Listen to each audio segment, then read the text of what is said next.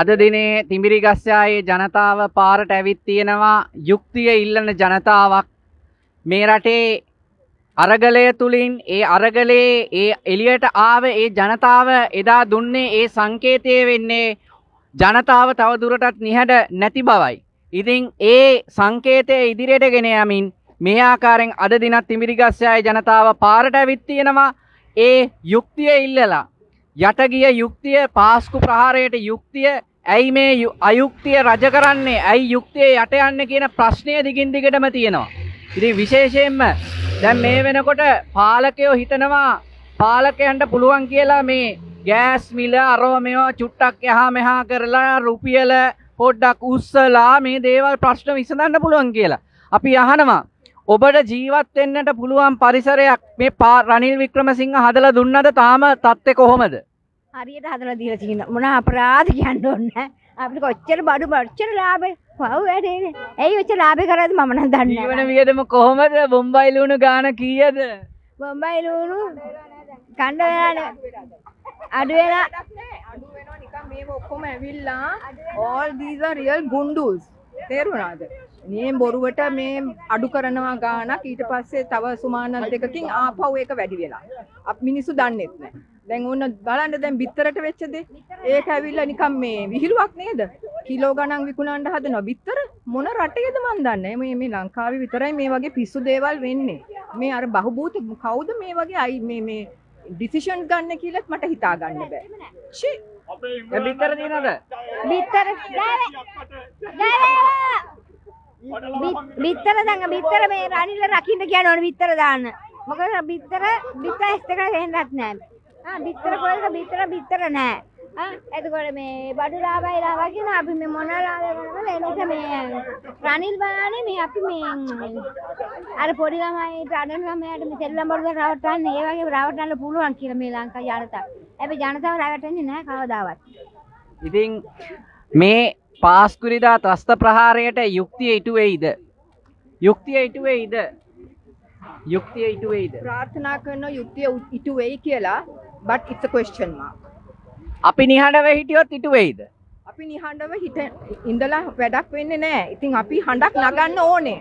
අපි හඬක් නගන්න ඕනේ. ඉතින් would you like to say something today? Would you like to say so? I think Chris මොකද හිතන්නේ? පාස්කු ඉරිදා ත්‍රස්ත ප්‍රහාරයට යුක්තිය ප්‍රමාදයි අවුරුදු 4ක් දැන් පැන්නා. දැන් මොකද වෙලා තියෙන්නේ? පාලකයෝ මොකද කියන්නේ හිතන්නේ මොකද කරන්නේ? අපි දැක්ක අර නාට්‍යයක් ඩප්පුලව කැඳවන්නේ යනවා අන්තිම මොහොතේ මේ මාසේ තමයි ඒව කරන්න මතක් වෙන්නේ. මාර වැඩි අන්තිම මොහොතේ. අර පාස්කු සිද්ධිය වෙලා අවුරුදු ඒ සැමරුම එනකොට තමයි මේක මේ ඔක්කොම මතක් වෙන්නේ. නැත්තම් අමතක වෙලා තියෙන්නේ. මේක නිකන් නාට්‍යයක් අර කවුද එක්කෙනෙක් කිව්වනේ අර තාජුඩීන් මේ තාජුඩීන් මේ අර ඡන්දයක් තියෙනකොට තාජුඩීන්ලා උඩට එනවා පාස්කු ප්‍රහාරය ගැන කතා කරනවා. එච්චරයි චිරන්ත මේකට තාජුඩීන්ගේ මරණයටත් යුක්තිය හම්බ වෙන්නේ නැහැ. හරිද? මේ පාස්කු ප්‍රහාරයටත් යුක්තිය හම්බ වෙන්නේ නැහැ.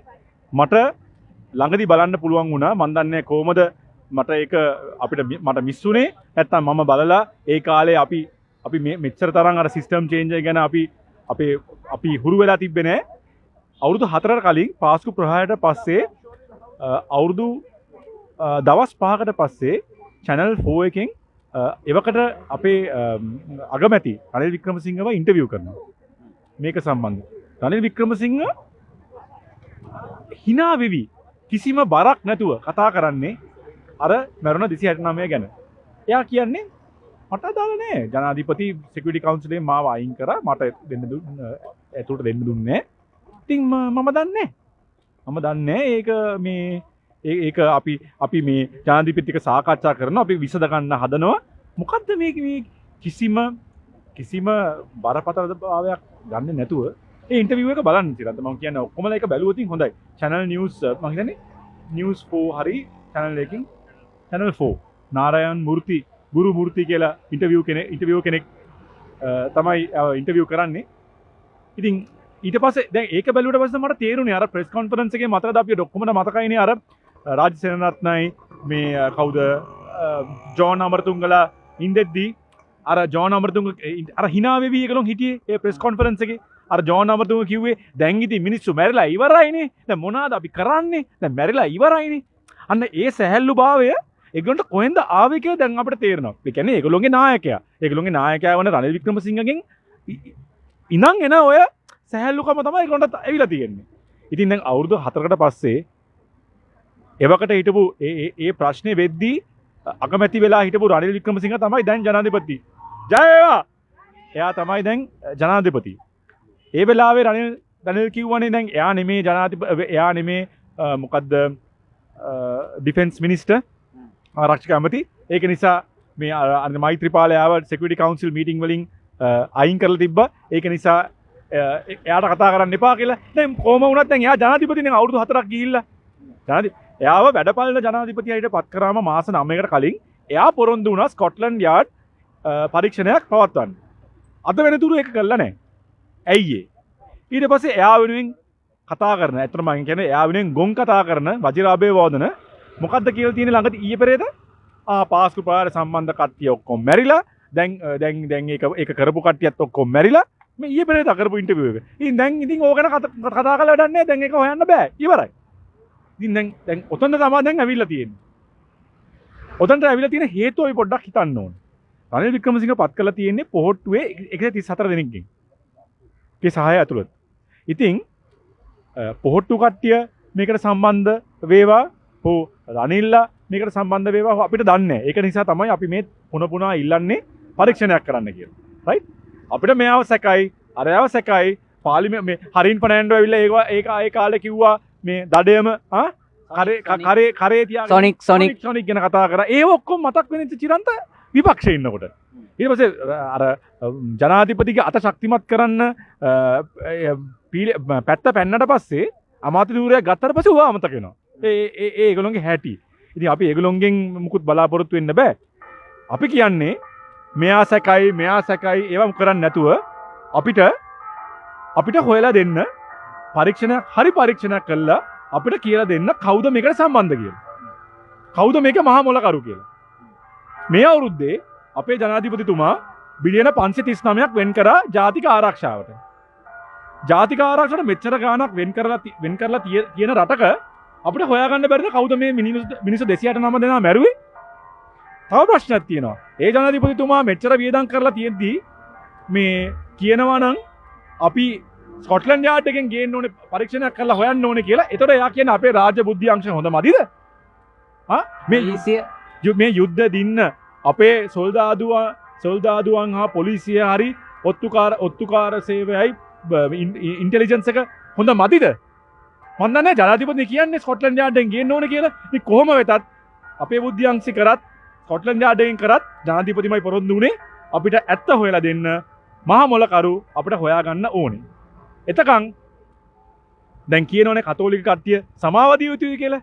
අර ඔබතුමාම ඔබම මට එදා කියපු විදියට 100%ක් හරි අපි සමාව දෙන්නම්.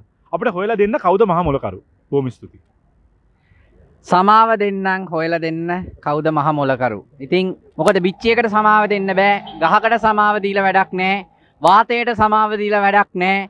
මේ ප්‍රහාරය පිටිපස්සේ හිටපු මහා මොලකරු අනාවරණය විය යුතුයි.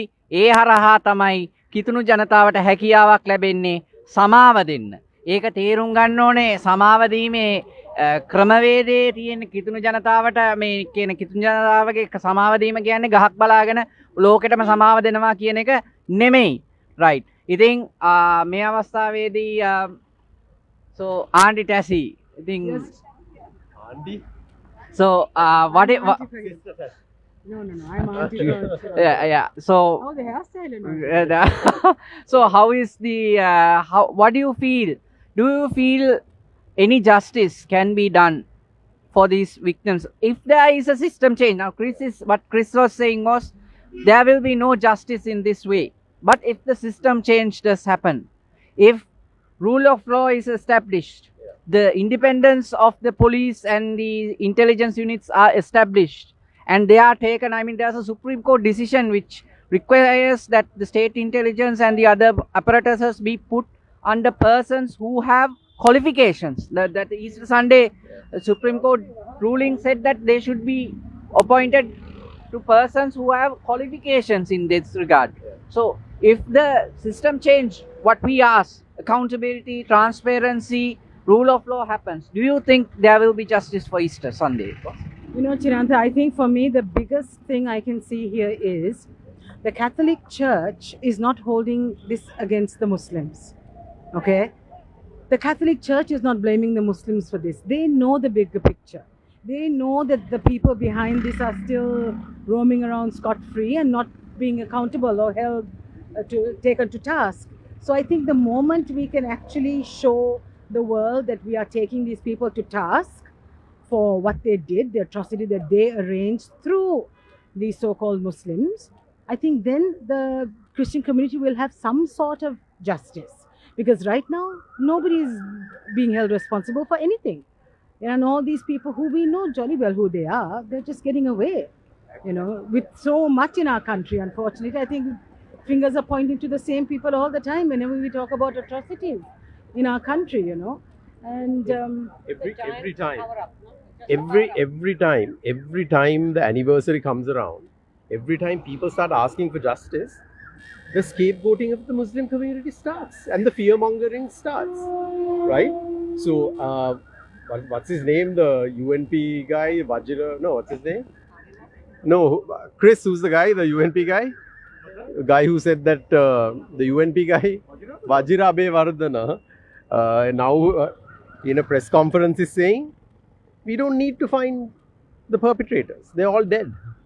They're all dead. And he's basically saying, end of story. Who do you want? Who are you asking for? What justice are you asking for? They're all dead. So that, and they're saying, don't even ask. Don't even ask. So basically, it's a gigantic attempt to whitewash and cover up, right? I mean, the problem is that our toothpaste making elite them, but tube now toothpaste ගලේ රීපු බලලෙක් වගේ දැන් කට්ටිය ඉන්නේ. අන්න හරි. දැන් ඔක්කොම දන්නවා මෙතන මොකක්ද කියලා. දැන් ඕක officially sanction වෙන්න විතරයි තියෙන්නේ. right වෙලා තියෙන දේ අපි ඔක්කොම දන්නවනේ. දැන් කවුද මේක කරේ? මොනාටද මේක කරේ? මොකද බෝම්බ කියලා දවස් දෙකකට පස්සේ ගෝට එනවා national security candidate හැටියට champion වගේ ඇවිල්ලා ඊට පස්සේ election එකක දිනා ගන්නවා. right 2/3 majority එකක් එක්ක. දැන් පිටිපස්ස බලනකොට අපිට තේරෙනවා දැන් මොනවද මේ ස්ටෝරි එක කියලා. ඒක මොනවද ඒගොල්ලෝ මේ manufacture කරේ කියලා. They are not interested in justice. I don't think we will ever get, like Chris said. But if the system change does happen? If the system change happens, I mean, the system itself needs to change, and the people who are being protected by the system, as long as they are in charge of the system, any change that comes along is meaningless, no? So I think not just the system change, we need change in the political culture and the people. I don't know whether it can happen in 1 or 2 election cycles. It might be like a generation before there's that real change comes. It could have happened. It could have happened right after the Aragale. But the moment Ranil jumped in, that opportunity was gone. Now I don't think we can get that kind of change. But we are entrusting the system change to the same people who caused this in the first place. So what kind of system change are they going to deliver? What is that system change going to look like? And even if there is system change, which we consider good, if the same people who are responsible for causing this catastrophe is in charge of the system, how are we going to see any change? So that is my problem. That is what I see as a problem. So දැන් මේ අපේ රටේ ජනතාව මේ කතා කරන්නේ ඒකයි මේ ප්‍රශ්නේ අපි තේරුම් ගන්න ඕනේ. යුක්තිය කියන්නේ ඔබට ලැබිලා තව කෙනෙකුට නොලැබෙන දෙයක් නෙමෙයි. ඔබටත් නොලැබෙනවා වගේම අනිත් අයටත් නොලැබෙනවා. යුක්තිය කියන්නේ ඒකයි. යුක්තිය නීතිය ආධිපත්‍ය සාධාරණත්වය ජීවත් වීමේ අයිතිය right to life justice ඒ දේවල් කාට හරි ලැබිලා කාට හරි නොලැබ තියන්න බෑ. අන්තිමේදී ඒ පද්ධතිය ඒ විදියට තිබුණොත් ඔබටම යුක්තිය නැති වෙනවා. ඒක තමයි යථාර්ථ කතාව. Auntie Angeline, would you like to say something? ඉතින් මේක අපි වෙනස් කරන්න ඕනේ මේ සිස්ටම් එක. මොකද අපේ රටේ මිනිස්සු තේරුම් ගන්න ඕනේ ඔබලා ඔබට ප්‍රශ්නයක් නොවෙන්න පුළුවන් දැන්. ඔබට සල්ලි තියනවා වෙන්න පුළුවන් දැන්. ඔබ හිතනවා නම් තව කෙනෙක් බඩගින්නේ ඉන්නකොට ඒක ඔබේ ප්‍රශ්නයක් නෙමෙයි කියලා ඔබ මේ රටේ ක්‍රමවේදයේ ලෝකේ ක්‍රමවේදයේ තේරුම්ගෙන නැහැ. තව කෙනෙක් ගෙදරක බඩගින්නේ ඉන්නවා නම් තව කෙනෙක් ශාරීරිකව දුර්වල වෙනවා නම් මේ රටේ ආර්ථිකය ඉස්සරහට ගෙනියන්න ඕනේ තාරුණ්‍ය අඩාල වෙනවා නම් ඒක රටේ අනාගතයට බලපානවා. මේ සරල යථාර්ථය තේරුම් ගන්න. ඔබ කාලා බීලා තව කෙනෙක් බඩගින්නේ හිටියොත් ඒ කෙනා බඩගින්නේ සිටීම තුළ රටේ ආර්ථිකය කඩා වැටීමකට වක්‍රාකාරව ලක් වෙනවා. ඒක තමයි යථාර්ථ කතාව. ඒ හින්දා පුරවැසියන් හැටියට අපි තේරුම් ගන්න ඕන ඔබේ බඩ පුරව ගන්න එක පමණක් නෙමෙයි. අපි හැමෝම බඩවල් පුරව ගන්නවද කියන එක සම්බන්ධයෙන් සැලකිලිමත් වෙන්න ඕනේ. ඒකේ හින්දා තමයි ජනාරගලයේදී තියෙන අය නැති අය ඕනෑටත් වැඩිය තියෙන අය හැමෝම එකතු වුණේ මේ පද්ධතිය වෙනස් කරන්න ඕනේ කියලා. අද රනිල් රාජපක්ෂ කළා තියෙන්නේ මොකක්ද? වෙනසක් හැටියට කළා තියෙන්නේ තිබිච්ච මානව හිමිකම් ටිකත් අහිමි කරගෙන ගිහිල්ලා තියෙනවා. ගෝඨාභය රාජපක්ෂගේ කාලේ තිබිච්ච මානව හිමිකම් මේකත් ඒ තිබිච්ච ටිකත් ඔහුත් නැති කරා. හැබැයි ඒ තිබිච්ච ටිකත් රනිල් රාජපක්ෂ අහිමි කරලා තියෙනවා. මේකට වග කියන්න ඕනේ අපිද? මේ රටේ හැමදාම අපේ මිනිස්සු වරද්ද ගන්නේ මිනිස්සු හිතනවා අරගලය තුල දැන් අරගලයක් ඇති වෙච්ච හේතුව ඇති කරපු මිනිස්සුන්ට නීති ක්‍රියාත්මක නොකර සිටියම ඕවා ඔහොම තමයි අපේ රටේ හැටිනේ කියලා හිටියොත් ඔබලාගේ දරු පරපුරටත් ඔබලාගේ ඉදිරි පරම්පරාවටත් කන්න බොන්න නැතුව පාරේ ඉන්න වෙනවා.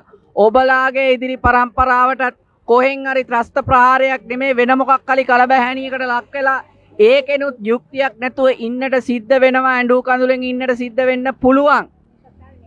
ඒක තමයි ඒක යථාර්ථ කතාව. මේක මේවා කොහොම අර කැරකිලා එන්නේ ආපස්සට. ඔබ හිතනවා නම් මේක ඔබේ ප්‍රශ්නයක් නෙවෙයි කියලා. ඒකනේ අපි බලන්න දියුණු වෙච්ච රටවල එංගලන්තයේ යුරෝපයේ දියුණු වෙච්ච ඇමරිකාවේ රටවල එක ජෝර්ජ් ෆ්ලොයිඩ් වෙනුවෙන් මුළු රටක් පාරට ආපු හැටි ඔබ දැක්කද? ජෝර්ජ් ෆ්ලොයිඩ් වෙනුවෙන් මුළු ලෝකයක් පාරට ආපු හැටි දැක්කද? අපි එතනදී කොතරම් පසුගාමීද? කෙනෙක්ට මොන හරි වුණාම ඒ මිනිහාගේ වැරද්ද හොයාගෙන තමයි පොලිස් මාධ්‍ය ප්‍රකාශක එන්නේ. කොතරම් මෙයාට චෝදනා තියනවාද? මෙයා මෙහෙම කෙනෙක් කියාගෙන පැටිකිරිය කියාගෙන ඉන්නේ. යුක්තිය කියවන්නේ නැහැ. ඒ කියන්නේ යුක්තිය නෙමෙයි එතන ඉටු කරන්න හදන්නේ. ඔහුගේ වැරද්ද දාලා මේක වහන්න හදනවා. ඉතින් ජනතා අදහස් වලට නැවත යමු වෙමු. So it's really good to see that the Catholic community came together on the anniversary of the fourth anniversary of the Easter bombs. Obviously, they are not happy with the explanations that have been given. They know there's a grander conspiracy. They are standing with the Muslim community.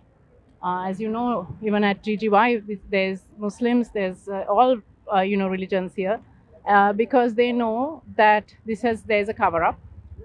And that certain community has been completely blamed, and we need to really fight this, because we saw during the civil war, we saw every Tamil was branded almost like a terrorist, and PTA was used so liberally to put people for months away, for years away actually.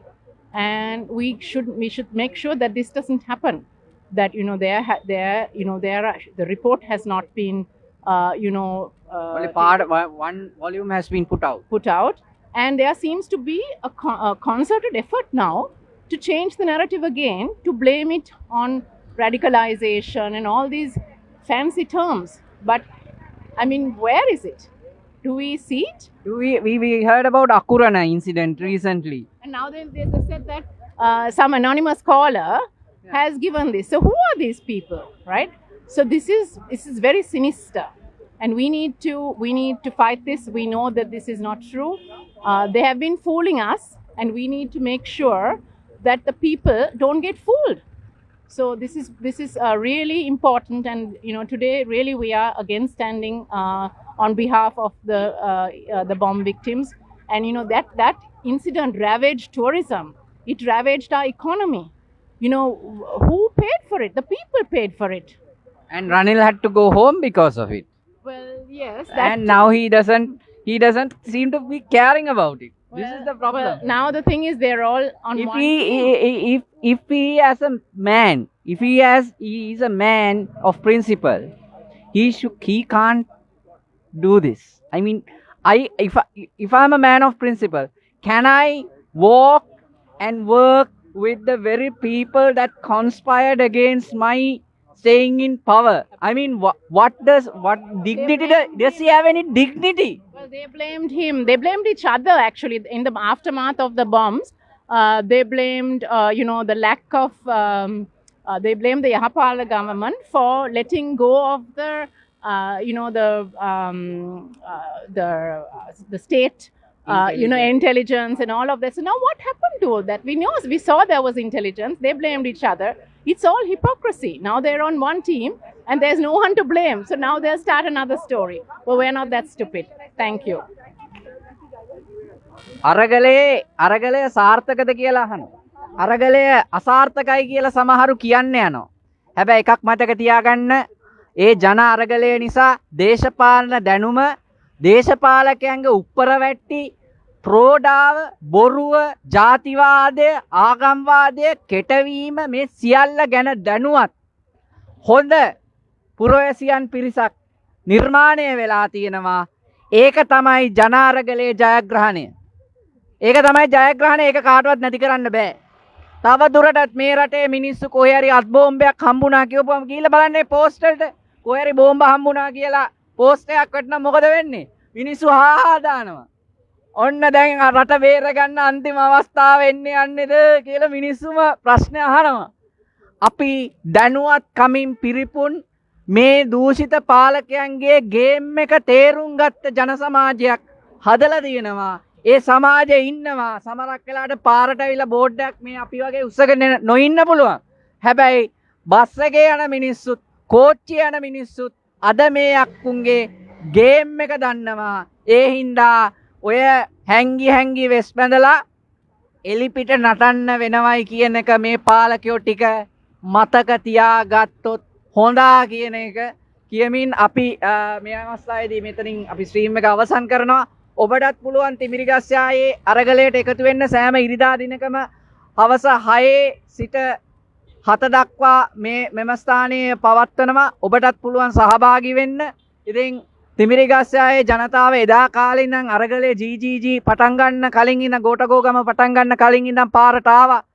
ඒ ආපු ඒ අයගේ හිතේ තියෙන ඒ කැක්කුම වේදනාව ඒ ඉල්ලීම ඒ ක්‍රමවේදයේ වෙනස ඔවුන් අදත් ඉල්ලනවා. පාස්කු ප්‍රහාරයට යුක්තිය ඉල්ලනවා. යුක්තිය ලබා දෙව්. එයයි අපේ ඉල්ලීම. බොහොම ස්තුතියි ඔබ සියලු දෙනාට තිමිරිගස්සයායේ සිට බොහොම ස්තුතියි ඔබ සියලු දෙනාට.